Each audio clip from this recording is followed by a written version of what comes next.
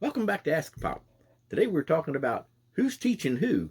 It's that time of year again. No, I'm not talking about that time where the hardware stores are trying to convince us to what we can buy different things to fill up the different parts of our garage. There is that new table saw. No, I got to get back to business. Okay, now I'm talking about the time where the fun-filled summer programs are all over the place. The communities, the churches, the different things that are all going on throughout all over the summer, trying to keep kids engaged while they're out of school. Now, my job keeps me busier than I used to be, especially during the summer, but for years, a good decade or so, I was able to take half days during our church's VBS so I could participate in it and help teach the kids.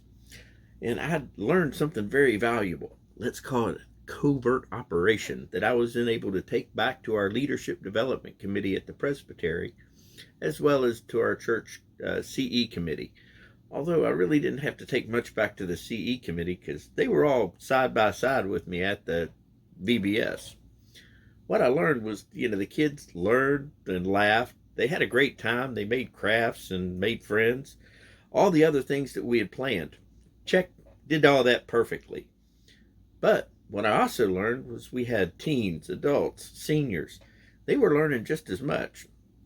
They had fun. They worked together to prepare the snacks. They prepared the crafts. They got the games ready. They had, did all of that fun stuff. And then all of a sudden, I started noticing that they were exchanging numbers. They were laughing. They made friends. And even after that ice cream and hot dog social at the end of the week, I saw them meeting up in Fellowship Hall long after the VBS was done and during church years later. So whether, these friendships, they last a lifetime. So whether it's VBS or a car club, model airplane groups, anything that allows one generation to talk to another generation and share with another one, anytime we can get people talking across these generations and sharing what they learn, it builds a better community where folks are teaching and learning from one another.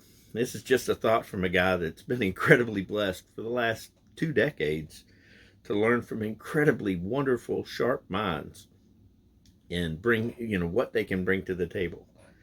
The Bible verses today are Psalm 145 and Romans 12:3-8. As far as questions go, have you ever participated in any intergenerational activities? Would you consider doing it now? God bless you. Have a great day.